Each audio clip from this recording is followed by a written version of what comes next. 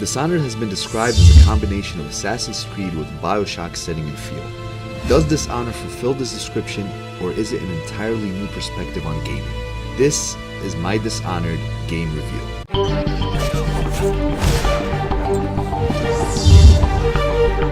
Dishonored can be described as a first-person action RPG, but that description wouldn't do the game justice. It's more of a first-person runner which can be played as a bloody action game with full hand-to-hand combat, a first-person shooter, a stealth game, or all of the above plus magic and added RPG elements. It all depends on the player. The story of Dishonored is in the name of the game. You play as the speechless Corvo Etano, who is the bodyguard to the Empress of Dunwall. I will give you one spoiler right now, which occurs in the very beginning level, but it's pretty much advertised all over the place before the game's purchase. The Empress gets killed, her daughter is kidnapped, and you are left framed for the murder.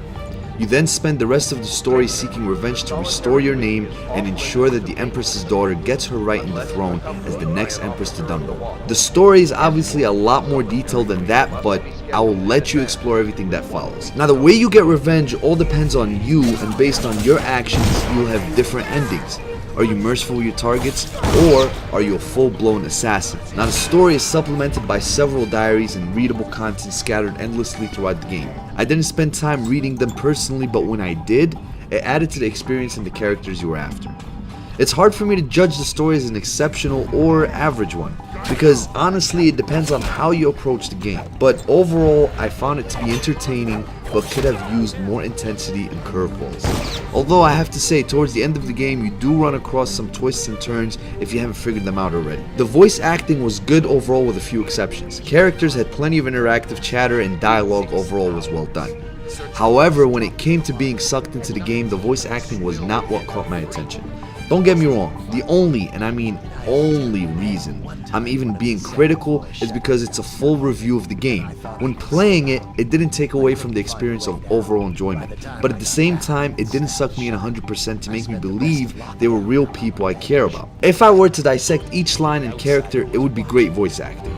For example, you carry a heart around which sometimes tells you about the situation in a hypnotizing manner. That was stellar voice acting. This place is the end of all things, and the beginning. However, if I would put everything together, it would need some refinements to make it a truly believable experience, like Max Payne 3, Assassin's Creed, or the Batman Arkham games. They were all very immersive on voice acting alone. Dishonored, although was not bad in that field, was also not the best. Now, when it comes to the sound design of the weapons, movements, and powers, I found it to be on point with no criticisms from my end. I particularly enjoyed hearing the sound made when you possess an animal or individual, the beating heart, and the swordplay. Now, the visuals need to be talked about. A first glance at the game and you will see simple textures, much to your disappointment from the cutscene trailers. But as you play on, hopefully you will realize the visual style of the game and come to appreciate what the developers have done. It looks more like a book being played than a video game as the developers have envisioned. And you come to appreciate that aspect a lot more when you see the water effects, blood, and character design. It's not meant to look like Metal Gear Solid 4, but more like a mixture between Borderlands, Rage, and Deus Ex. I loved the visuals, and by the end of the game, they really grew on me as a unique feature of Dishonored. The weapons looked great, and the effects from slow motion, swimming, and combat were immersing. The environment was beautifully displayed as a grim steampunk, or more appropriately, whale oil punk city with lots of standout features and buildings. The enemies were well imagined, from the skyscraping robots to the wolfhounds and creepy-faced aristocrats. You really felt like you were experiencing the Black Plague and were surrounded by a bunch of sadistic schemers. Let's talk a little bit about the gameplay. If you haven't figured it out by now, the gameplay is what makes Dishonored so enjoyable. You have so many upgradable powers, from slow motion to possession to teleporting to seeing through walls and on. I played the game and beat it in about 20 hours, and I still haven't even played with the power to kill the enemy with rats or possess people. Reason being is that there are so many upgrades to the powers, and you have to make the decision, should I upgrade or should I buy a new power? To top it off, you have your blade and gun as your best friends. You also have your regular, sleep-inducing, and explosive bolts. You have grenades, some spiky gadget that rips its foes to shreds, and your sword. Oh, I mentioned that already. Well, it's my favorite weapon of the game. Imagine stalking your prey as they converse about how you're killing everyone. So you stalk them on the rooftops, teleporting to your exact location. Then you decide to possess a rat to follow them as they walk and wait till they separate. Then you go in front of one and reveal yourself as the assassin, and before he can scream for help, you end his misery with your sword. Then you teleport back on the roof, then to a light pole, and then dive down on the other end. Yeah, I think you can guess which ending I got. You can play stealthily and choose to only knock people out with a sleeper hold, assassinate them silently, or confuse them with noise and take them out without them knowing where you are. Or you can go all out sword-to-sword clashes against 10 enemies at a time and whip out your gun mid-contact, shoot some, slow time, then teleport in front of one, take him out, plant a spiky gadget, move back and watch the rest fall to shreds as time goes back to normal speed. It sounds sickening, right? Well, it sure is. You're even given options for how to tackle a mission before certain levels. And let me warn you, if you decide to go head on, you will die over and over and over again. Which means you better be saving often. There are checkpoints, but only at major changes in events, so utilize that save now feature frequently. There's so much to talk about with the gameplay, like its RPG elements of upgradable weapons, its combo system, which allows for insane ravaged instant kills, and the power to push enemies through wind, but I will leave this segment for your further exploration. Based on how you play the game, it can last you only 6 hours if you're boring and straight to the point, or 30 hours if you're meticulous in your upgrades and truly learn the way of an assassin. It all depends on you. I just want to add, I loved finding the different styles of enemies from soldiers to, well, alright, I'll stop talking now and let you figure out the rest by yourself. Now when it comes to content in the game, as you can probably tell, there are tons of content. You have trophies to collect in-game, coins to buy weapons with, endless reading material, and the chance to go back and play each mission as you choose fit. You also have a heart which tells you where certain ruins or charms are in the map, and it beats as you get closer. Each charm has an added effect to your abilities, and each rune serves as currency for buying or upgrading powers. You don't have online play, which is not needed in my opinion, but there is a section for DLC, which means there's DLC to come for further enjoyment. Although, I don't think it matters as you have enough time to replay this game over and over and over again. The game's learning curve is not steep.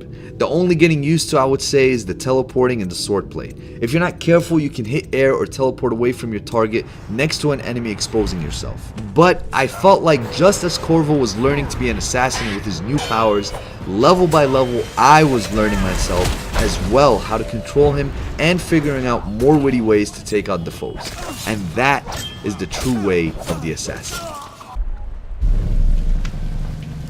Come on, what's the take? 20, plus 2 elixir. Look like 25 to me. Look here, it's 20. It's 5 each, counting Boo. You want me to check your pockets? Let it go, kid. I see somebody.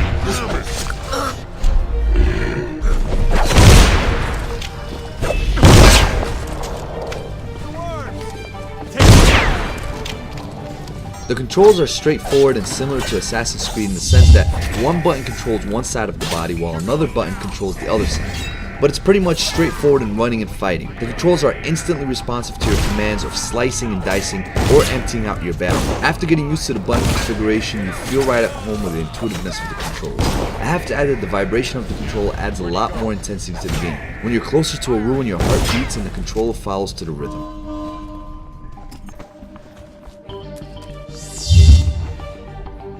The developers tried to provide a completely unique first-person experience while making you feel like a true assassin. And a true assassin can take out his foes in any way he wants.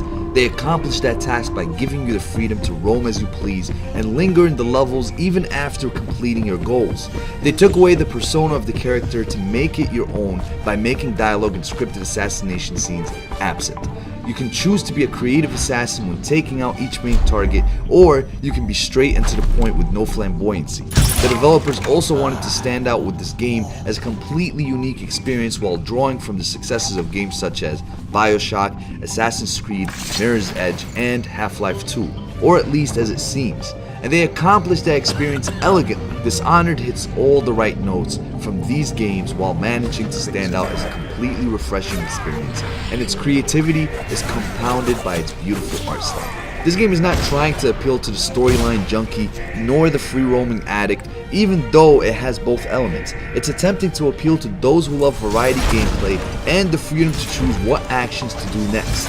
It's also trying to appeal to the hand-to-hand combat lovers and those who seek creativity.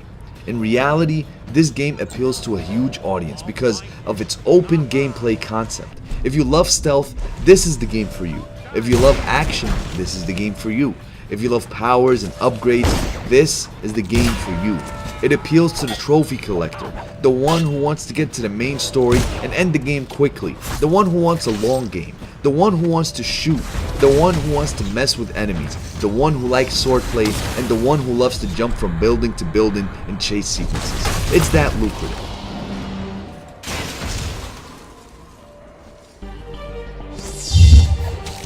This game is not child friendly as simply by the mature rating. Although there are no sexual references aside from one section when you catch a man peeking through a peephole on a bathing lady, it's full of gore. Gore which consists of stabbing in the head, chopping heads and limbs off, throwing people off buildings, cursing, and other adult references. If you let your child play this game, that is completely your choice, but at least you know what you're getting them into beforehand. Now when it comes to guests, this game is not seen as a guest-friendly game. It's something you would more or less want to play alone. If you have a gamer friend over, maybe you can alternate in playing a specific level over and over to see whose tactic of gameplay can get the better stats at the end. But that's very unlikely considering you have plenty of multiplayer games to entertain guests with, if that was your style of entertaining guests. Now for non-gamers, if you know a person who constantly complains about how games are violent and only teach bad morals, don't show them this game. I would leave this one for the veterans. Although if you're a non-gamer yourself and you're looking to jump and play the way you want to play, and you have the patience to learn the button configurations, then this may be the game for you. But I have to warn you, you may get disoriented with the first-person fighting elements. But for those who know non-gamers, I would not recommend you to recommend them this game. Reason being, like I said before, first-person games in general, and this one in particular, can be disorienting, especially when you need fast reactions. And this game requires a lot of on-point blocking and parrying when using a sword or avoiding damage. I did, however, enjoy the company of my wife during the ending of Dishonored. She found herself entertained as she watched the combat and ending finale. So it may work for a non-gamer if you were to have it as a show. Just make sure you're a master at your combat to make the watching of the game entertaining.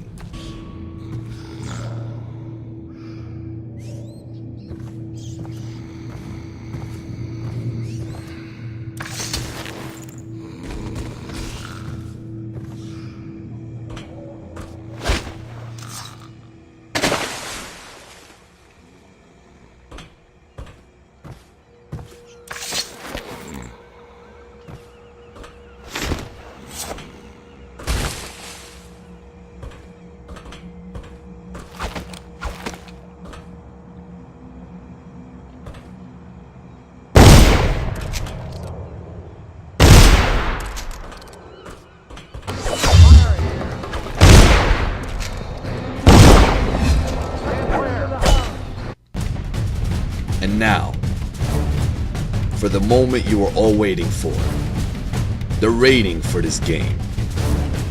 The purpose of any review, the purpose of any man and woman for watching this video. What rating do I give it?